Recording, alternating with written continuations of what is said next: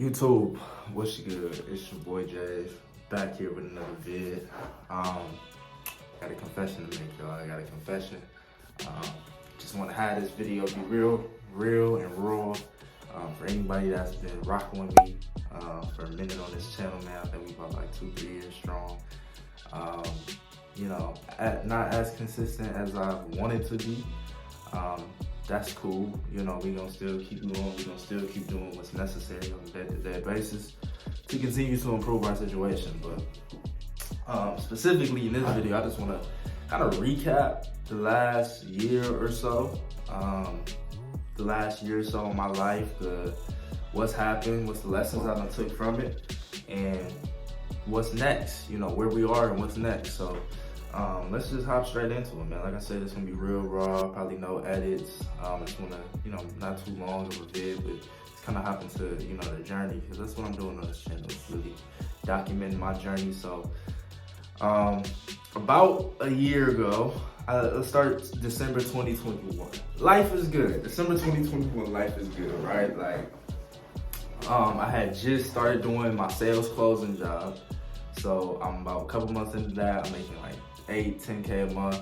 Shit's going good. I'm feeling good about everything. Then I meet Alex, my girlfriend, and we start hitting it off, that honeymoon phase. Everything, life's great. You gotta know when life's great, things are changing, right? So life's great at that point in time. Fast forward, we going through our relationship things. I will say my income kept increasing through that relationship. It just kept going up. But I necessarily wasn't putting in more work. I think it was just more sort of macroeconomic situation. More so, I felt myself getting complacent when it comes to my self-improvement, my striving to become the best version of myself, my reaching my full potential, right?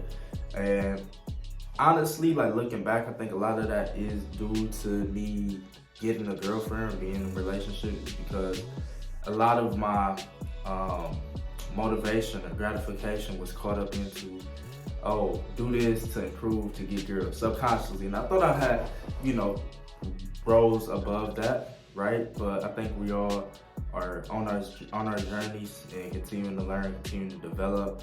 So I don't think I fully got it out of my system, but not in the necessarily like I wanted to pursue other things.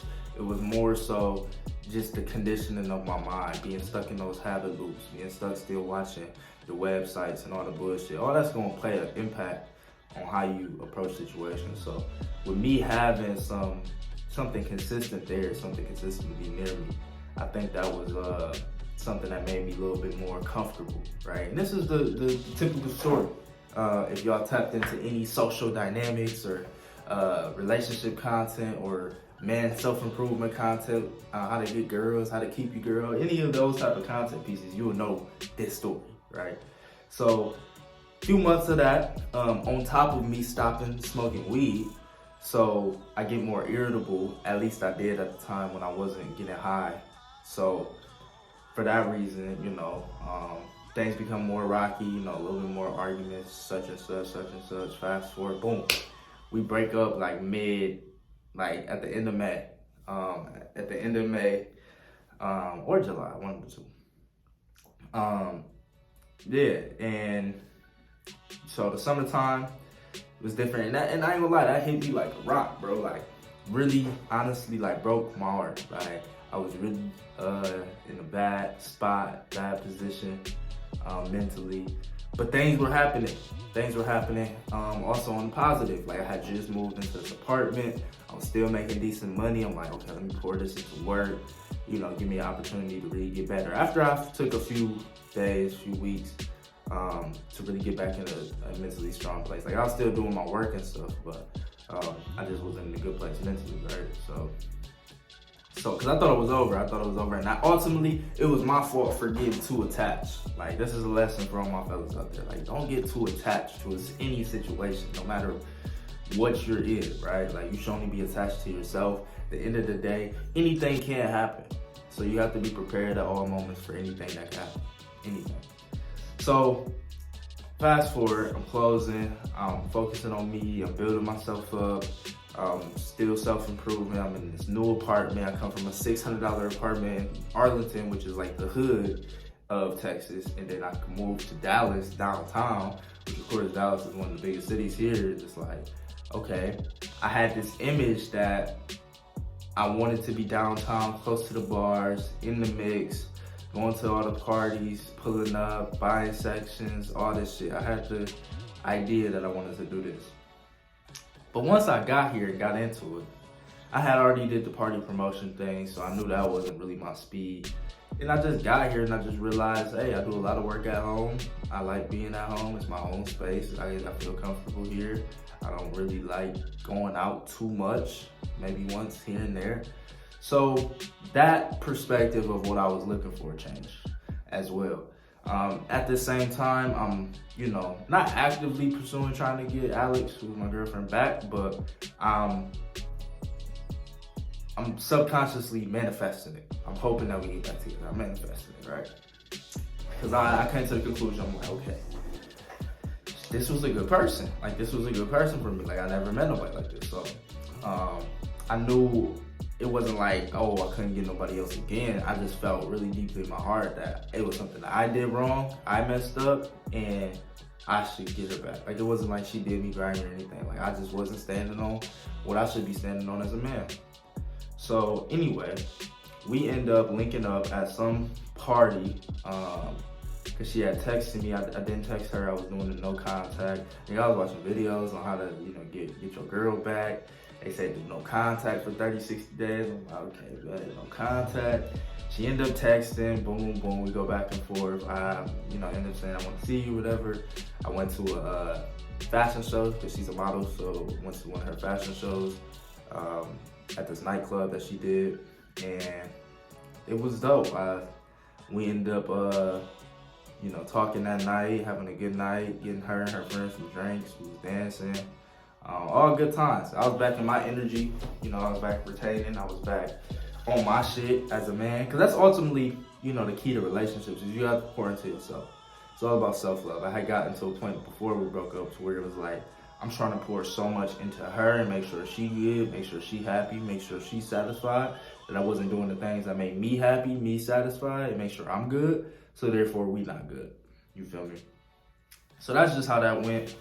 Now, fast forward a little bit more, we back together and, making decent money, back together. But at the same time, the whole last year, like since the beginning of 2022, at my job, I really wasn't that into it. It was like easy. I could just show up, do calls. I wasn't necessarily on top of my stuff, updating the sheet.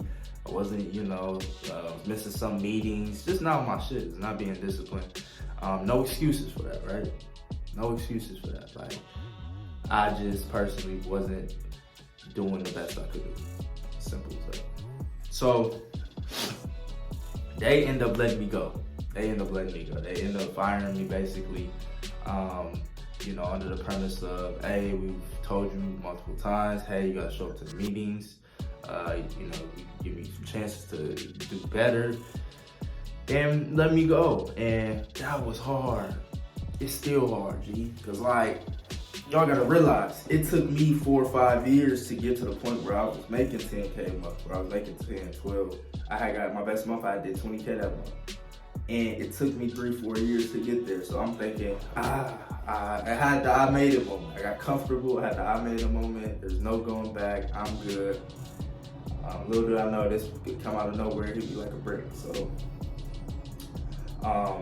immediately income went from like 10, 15, 20,000 a month to back down to 2, 3. Lower than that sometimes. So that's kind of where we've been the last 6 months, because, even though I know what I'm doing in the closing, I've been on multiple offers since then, I haven't found an offer as good as that. I think I've understood why, which I'll be going to in different videos, like how to really find a good offer. Like, I've went into this before, but, I'm just keeping the stack on my journey. Like, I haven't found that other good offer. So I want to make sure I can duplicate that again for myself before I go full-fledged into teaching people how to do it for themselves. If y'all not familiar with high ticket closing, it's essentially any company or coach or consultant that sells like a coaching program or like a course or anything like that, usually they need somebody to take payment and sell the program over the phone. So that's what I do. And like I said, it was going good with the program I was selling before, got laid off from that, and now, just trying to figure out, trying to get back on a good program. And it's also due to me being unclear. Like, I took that as a sign to where I need to do my own thing, which I think is true, which I think is helping people with the sales aspects and building sales teams, and more so becoming an agency business owner for what I really want to do in life. But I realized that I need to take a step back and get back to where I was before I can go to the next level. That's what I should have did. I should have been still working that, building my thing on the side, and slowly transition out. I seen somebody else at the company run that exact play, and I didn't run the play. I was being lazy, complacent. As soon as I make a sale a day, I made a sale today. I made $780. I made $1,000 today. I made $1,500 today. Like, I was getting complacent. Like, that was cool. I could buy any food I want. I was living in a decent spot. Had my girl back. Life was good. So the moral of this confessional, which I haven't released on YouTube yet. I don't even know how many people's gonna tap in. Probably not a lot, but I think it's important for my journey, myself, as I look back. And the moral of it is, you can't get comfortable, man. You can't get comfortable, no matter where you at, and truly assess why you're doing what you're doing. And I want to break down both of those. So with the not getting comfortable thing, in both instances, with my relationship and my job, I got comfortable thinking that it would always be there. Thinking that there's no way I lose this. There's no way I lose her. There's no way I lose this job. Which simply isn't the truth. There's always a way that you can lose what you have, especially if you're not a good steward of it. You need to be a good steward and shepherd of what you're in control of. And God is just. He's not going to reward you for not putting in the work to make sure something works. It's a bar. God is just. He's not going to reward you for not putting in the work for something to work. So that's the first point. It's just, don't get comfortable, don't get complacent, because there's always external situations. There's always somebody that's in your girl ear. There's always the next new sales prospect that comes in and does better than you. There's always the next thing. There's always a new level. There's always multiple people in play. There's also multiple things in life. And the only thing you control is you. And if you know you're doing self-destructive behavior, but think you're easing by that self-destructive behavior because ain't nobody caught on yet, best believe God gonna catch on and you will be dealt with justly. And that's what led to me, man. Like, I was still doing, like I said, a self-destructive behavior.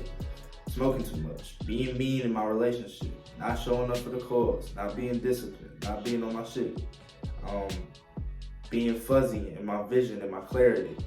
And that's what's been the downfall these last couple months, where I'm, in all honesty, struggling to pay rent every month at this place. I'm paying $3,000 here, and I'm trying to make sure I have enough every month. I'm getting eviction notices, but I'm paying it off. I got the money, but my money's dwindling. I'm having to pull from investment accounts that I didn't want to pull money from, having to pull from my crypto portfolio and my savings accounts and all my other investments that I didn't want to do. So it's not good, man. It's not good at all. And again, it's just from being complacent, not going all in, not executing on what I know, and holding true to what I believe. And I believe in authenticity. I believe in coming in here, and this is why I think I haven't been making videos either, because I know I was living with these confessions that I needed to get out. Like, I wasn't living, it wasn't all up, right? Like, this is one of the downs. This is what I've actually been going through. And I think this is important for y'all to see, especially in a raw, real form like this, if you watching up until this point in the video. But like I said, the first thing was not getting comfortable, not getting complacent, and the second thing was the lesson I learned. I forgot it. But yeah, just don't get comfortable and keep like clarity. Clarity, I think, is super important because you need to be clear in what you want and what that next level looks like. Because I think they go hand in hand, actually. If you don't know what the next level looks like, it's easy to get comfortable at the level you're at. Like, for example, with the relationship. I didn't see the next level of growth being a more healthy, a more loving, a more healthier, a more growing, a more productive relationship. I just saw it as, finally, I got consistent, we click, she's pretty. It was just such a surface level thing. It wasn't a deeper, what do we need to garner as people and on an emotional, deeper level for us to connect more, be better, love better, connect better. And also with the job, I didn't see that next step of when I was gonna make that move or when I was gonna continue to work on my path. Knowing I was being self-destructive every day as far as soon as I make a sale, I check out for the day. Oh, I made a sale, I made $1,000 today, I'm checking out. I'm watching TV, I'm smoking, I'm getting high, life is good, I made $1,000, I'm not tripping, whatever. Right? And I wasn't placing gratification in the growth, which I think ties all this up. Is to take gratification in the growth means that the greatness and the growth is the gratification. Like, you know, a lot of times it's external amounts that we have in our head. Oh, I want to make 10K a month. I was making 10K a month fairly easily, so then I felt like I didn't have to go to the next level. I didn't have to take it to the next level. I was making, you know, this amount of money, so I already had the girl, and she was with me all the time, and she loved me, and, you know, whatever. So I didn't have to take it to that next level. But if you are striving for a great relationship, a great life, a great business, to be a great entrepreneur, to be a great businessman, to be a great person, to be a great man in general, then all those things are frivolous and just part of the journey because there's always more room to grow. Greatness is an ever expanding thing. As your perspective grows of what is great, then it places a new limit on what's possible. At the level to which you think that 10K a month is great is the moment that you get comfortable with that. And then the only way you can go once you get comfortable is backwards, because if you're not growing, you're dying.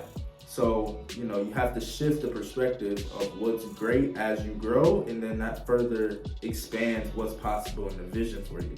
You know, you may believe that $1 billion is possible for you, but until you make 100 million, that's gonna be tough to like foresee. You may believe 100K is possible for you a month, but until you make 10, that's hard to see.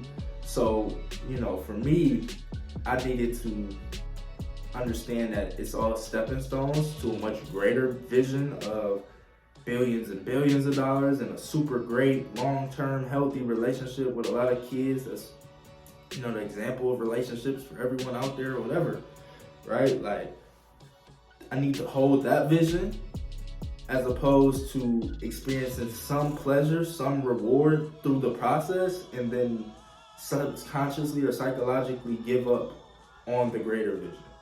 Oh, I felt the gratification of making 10K, so therefore 100K is not big of a deal. You know, you need to continue to place those carrots out in front of you, and I think the best way to do that is to highlight the pain of the current moment that forces you to grow. So for the last minute of this video, because it's going on 20 minutes, it's pretty long, I'm just gonna talk about what's next. So what's next is more ways that I can put myself in uncomfortable situations. Me being in this apartment let me know I probably wasn't ready for it. You know, ultimately I made it happen. I'm going to continue to make it happen up until I leave. But I need to go back to the trenches, man. The trenches miss me. The trenches know my name. Shout out Herb. So I'm going to Thailand, B. I'm going to Thailand this summer. It's a stamp. It's a fact. Me and my girl, we're gonna go over there for at least 3 months and commit to that, to really just grind. You know, it's a lot cheaper cost of living over there, so we're gonna live cheaply. We're gonna, you know, train hard, meditate, become better versions of ourselves, and through that uncomfortable new experiences, and it's gonna offer new perspectives. and new perspectives offer new growth, new heights, new horizons, more and more character development. Hope y'all enjoyed the video. Catch you in the next one. Peace.